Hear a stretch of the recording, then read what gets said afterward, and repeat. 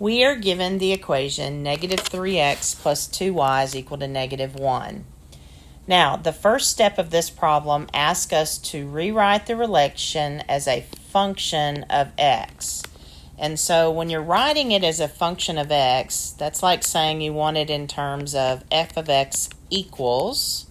And remember, f of x is just a fancy representation for the variable y.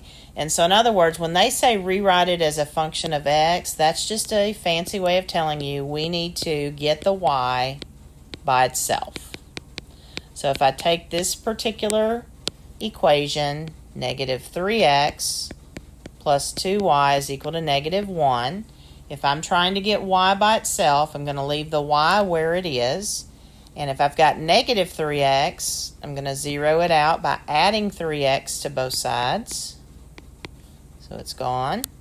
So I've got 2y is equal to, doesn't matter the order of the terms, you can leave it like that, but you cannot combine them because they're not like terms, so you just leave it negative 1 plus 3x. And then finally, to get y by itself, we divide everything by 2. So when I get y by itself, I have a negative 1/2 plus, you can either leave it as 3x over 2 or you can pull the 3 over 2 to the front. And again, it doesn't matter the order, so you could also put the x up front if you wanted. And then it would be minus 1/2. And then finally, because they said function of x, they're going to list it as f of x equal and just give you a box, so that's where you're going to fill in your answer. So you don't have y in your final answer. All right, step 2 of this problem is going to ask you to evaluate the function for a certain value. So remember that whatever they have in parentheses, that is your x value. So if we come to our function, we're being asked to plug in an x value of 2. So if I take my fraction 3 over 2 and I plug in 2 here and then minus 1/2, I'm going to go ahead and leave it. So think of this as 2 over 1. So when you multiply fractions, top times top, 3 times 2 is 6 over bottom times bottom. 2 times 1 is 2. Notice the reason I left it is so I would have common denominators.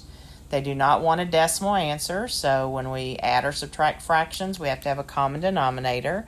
And in this case, my denominator is a 2, and when I subtract the top, 6 minus 1 leaves me with 5. So I would answer this by saying f of 2 is equal to 5 over 2.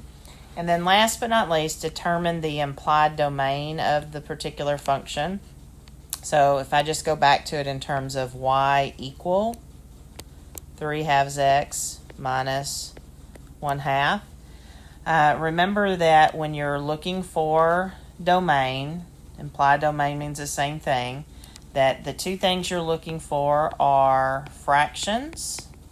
And with fractions, we can't have a value that creates a 0 on bottom, which we're okay here, because even though we have fractions, the bottoms are 2's, so they will never be a 0, so that's okay.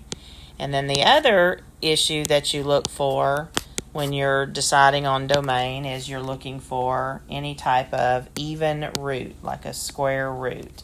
And I don't see any square roots here, so if I don't see any square roots, I have no worries. So in this case, I would say my implied domain is all real numbers, which if you want, you can write it as a scripted R.